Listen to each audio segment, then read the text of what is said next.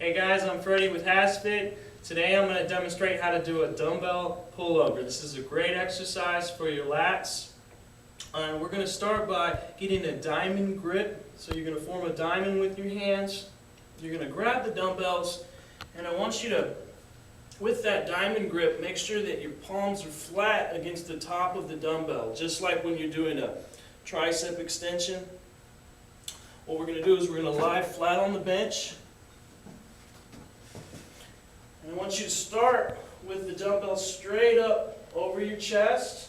And I want you just to let it fall back, keeping your arms straight. Letting it fall back until you feel that stretch in your shoulders, in your abs, in your chest. And I want you just to bring it straight back up.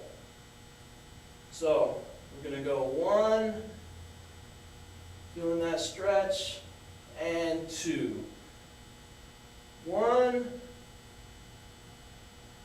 and 2, just like that. Okay guys, there you have the dumbbell pullover. Make sure you go to HASfit.com for more free workouts and free diets, and also go to YouTube and please subscribe to our channel. Thanks and have a great day.